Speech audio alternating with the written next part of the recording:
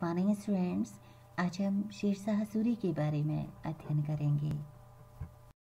शेरशाह सूरी, जिसका शासनकाल 1540 ईस्वी से 1545 ईस्वी तक रहा, उसका जन्म 1472 ईस्वी में होशियारपुर के बैजवाड़ा नामक स्थान पर हुआ।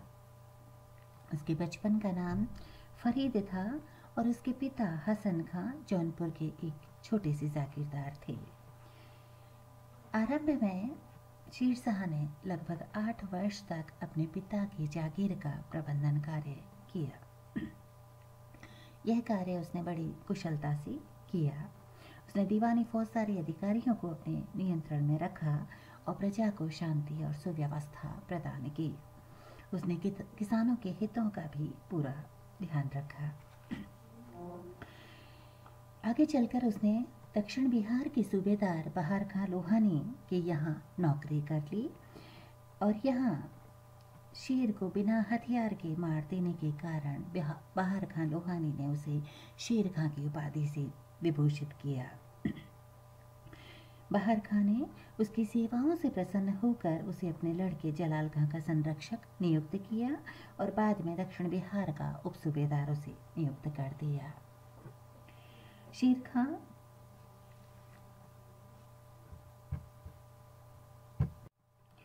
खां लगभग 15 महीनों तक मुगलों की सेवा में भी रहा और मुगलों का बड़ी नजदीकी से अध्ययन किया।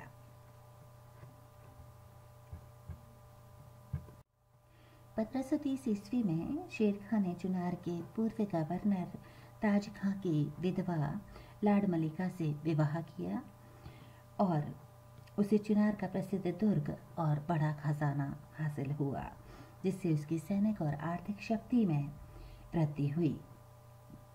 इन सफलताओं से उसकी विजय की लालसा और उसकी महत्वाकांक्षाएं और अधिक जागृत हुई और वह एक स्वतंत्र शासक बनने के स्वप्न देखने लगा।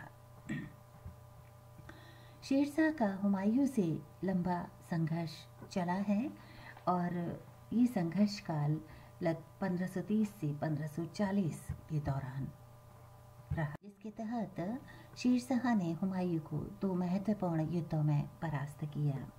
1539 में हुमायूं और शेरशाह के मध्य चौसा का प्रसिद्ध युद्ध हुआ, जिसमें हुमायूं को हार कर आगरा भागना पड़ा। चौसा की विजय अत्यंत महत्वपूर्ण विजय साबित हुई। उसने इस विजय के उपरांत शेरशाह ने इस विजय के उपरांत अपना राज्याभिषेक करवाया और शेरशाह की उपाधि धारण की। उसने अपने नाम के सिक्के ढलवाए और अपना खुतबा पढ़वाया। इसके पश्चात 1540 में कन्नौज या बिलग्राम के युद्ध में शेरशाह ने एक बार पुनः हुमायूं को परास्त किया और उसे दर दर के ठोकरें खाने के लिए छोड़ दिया। कन्नौज के युद्ध के बाद आगरा, दिल्ली, संभल, ग्वालियर, लाहौर आदि महत्वपूर्ण स्थानों पर शेरशाह का अधिकार हो गया और उसने हुमायूं को हिंदुस्तान से बाहर खदेड़ने के लिए एक सेना भेजी और मुगलों को भारत से बाहर निकालकर हुमायूं को भारत से बाहर निकालकर शेरशाह दिल्ली का सम्राट बन बैठा और हिंदुस्तान की बादशाह के रूप में उसका शासनकाल 1540 से 1545 रहा है। 1540 में शेरशाह ने उत्तर भारत में सूर्यवंश अथवा द्वितीय अफगान साम्राज्य की स्थापना की। उत्तर पश्चिम की ओर से मुगलों के प्रवेश को असंभव बनाने के लिए उसने सबसे पहले पश्चिमोत्तर सीमा पर स्थित मुगलों के वफादार गख्खरों पर आक्रमण किया। गख्खर प्रदेश पर उसने 1541 में विजय हासिल की। उसके पश्चात अपनी सुरक्षा को और अधिक सुदृढ़ बनाने के लिए उसने उत्तर पश्चिम सीमा पर रोहतासगढ़ का मजबूत और सुदृढ़ किला बनवाया और यहाँ पर एक शक्तिशाली सेना को नियुक्त किया। 1542 में शेरशाह ने मालवा पर आक्रमण किया और उस पर अधिकार कर लिया। 1543 में शेरशाह ने रायसीन पर आक्रमण किया और वहां के शासक पूरनमल को विश्वासघात कर मार डाला और इस आक्रमण के दौरान इस राजपूत स्त्रियों ने जौहर किया। 1544 में शेरशाह ने मारवाड़ के शासक मालदेव पर आक्रमण किया, जिसमें उसने कूटनीति का सहारा लिया। 1545 में शेरशाह ने कालिंजर पर अंतिम आक्रमण किया और ये उसका अंतिम आक्रमण था। अपने साम्राज्य विस्तार के पश्चात शेरशाह ने अपने साम्राज्य का प्रशासनिक प्रबंधन कार्य पूरा किया।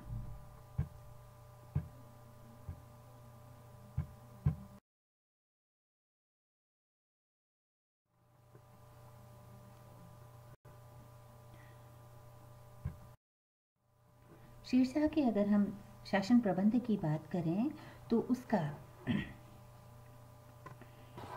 केंद्रीय प्रशासन अत्यंत केंद्रीकृत था। शासक स्वयं शासन का प्रधान था और संपूर्ण शक्तियां शासक में केंद्रित थी। शासन को सुचारू रूप से संचालित करने के लिए मंत्रियों को नियुक्त किया गया, किंतु ये मंत्री शेरशाह के नियंत्रण में थे। अगर हम मंत्रियों की बात करें तो शेरशाह ने सल्तनतकालीन व्यवस्था के आधार पर 4 विभागों की व्यवस्था की थी।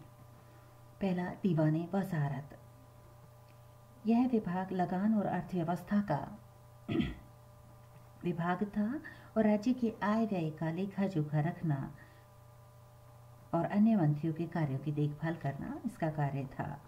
दूसरा महत्वपूर्ण विभाग दीवाने आरएस था, जो सैन्य प्रबंधन से संबंधित था।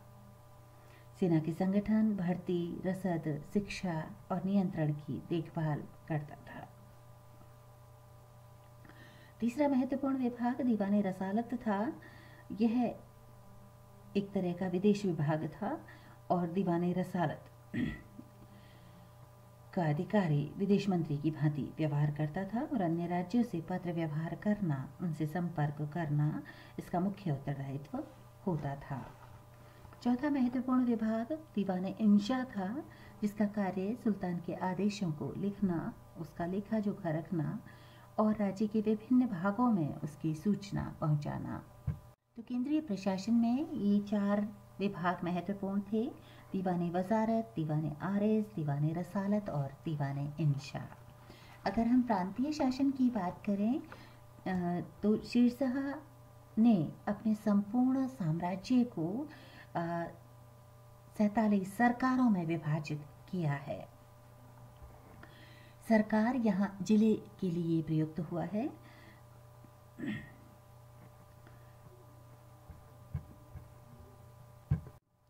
प्रत्येक प्रांत या सूबे को या हम कहें एकता को उसने अनेक सरकारों में विभक्त किया और प्रत्येक सरकार में 2 महत्वपूर्ण अधिकारियों को नियुक्त किया, एक सिकदार ए सिकदारान और दूसरा मुंसिफ ए मुंसिफान। सिकदार का पद अधिक सम्मानित था और वह एक सैनिक अधिकारी होता था और उसका कार्य सरकार में या कहें हम जिले में शांति और व्यवस्था की स्थापना करना और अधीनस्थ सिकदारों के कार्यों की देखभाल करना होता था। जबकि मुंसिफ मुंसिफान एक तरह का न्यायिक अधिकारी होता था। वह दीवानी मुकदमों की सुनवाई करता था और अपने अधीनस्थ मुंसिफों के कार्यों की देखभाल करता था। सरकार परगनों में विभक्त थे। परगने एक तरह से तहसील के समान थे। प्रत्येक सरकार अनेक परगनों में बटा होता था, जिसमें एक सिकदार, एक मुंसिफ, एक फौजदार और एक कारकुन होते थे। सिकदार के साथ एक सैनिक दस्ता होता था और उसका कार्य परगने में शांति और व्यवस्था को बनाए रखना होता था। मुंसिफ मुंसिफ का कार्य दीवानी मुकदमों का निर्णय करना और भूमि की पैमाइश और लगान की व्यवस्था करना होता था। इसके अलावा फौजदार और कारकुन का कार्य हिसाब किताब रखना होता था। शेरशाह ने गांव की परंपरागत व्यवस्था में कोई खास परिवर्तन नहीं किया। गांव की परंपरागत कुछ अधिकारी थे जिनमें चौकीदार, पटवारी और प्रधान महत्वपूर्ण थे। अगर हम भूराजस्व की बात करें, भूराजस्व व्यवस्था की बात करें तो केंद्रीय सरकार की आय का महत्वपूर्ण स्रोत लगान, व्यापारिक कर, टकसाल, नमक कर आदि था। शेरशाह की वित्त व्यवस्था के अंतर्गत राज्य का मुख्य स्रोत भूमि पर लगने वाला कर था, जिसे लगान कहा जाता था। शेरशाह की लगान व्यवस्था रैयतवाड़ी थी, जिसमें किसानों से प्रत्यक्ष संपर्क किया गया था। शेरशाह ने उत्पादन के आधार पर भूमि को 3 श्रेणियों में विभाजित किया: अच्छी या उत्तम, मध्यम और खराब। शेरशाह ने लगान निर्धारण के लिए 3 प्रकार की प्रणालियां अपनाई। पहला गल्ला बख्शी, दूसरा नस्क और तीसरा जब्ती। शेरशाह ने भूमि का निर्धारण करने के लिए फसलदारों की सूची को लागू किया।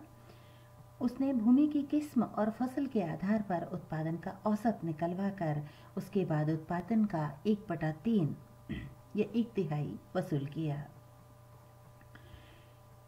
शेरशाह की 3 महत्वपूर्ण प्रणालियों में जब्ती प्रणाली किसानों के मध्य अधिक लोकप्रिय थी। शेरशाह ने लगान नकद या जिन्स अर्थात अनाज के रूप में अदा करने की छूट किसानों को दे रखी।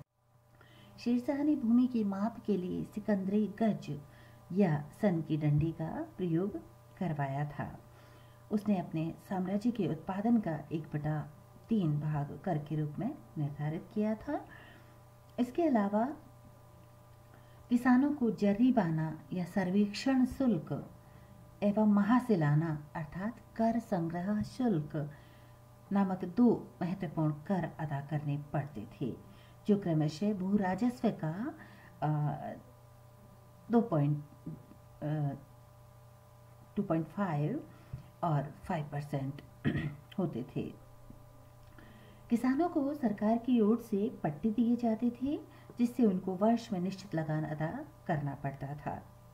अगर हम न्याय व्यवस्था की बात करें तो शेरशाह एक न्यायप्रिय शासक था और वह साम्राज्य का सबसे बड़ा न्यायाधीश था और उसकी न्यायप्रियता बहुत निष्पक्ष और कठोर थी।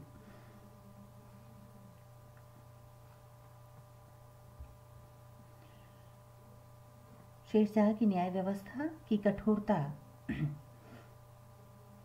में कैद करना, कूड़े से पीटना, अंग विच्छेदन और जुर्माना महत्वपूर्ण था।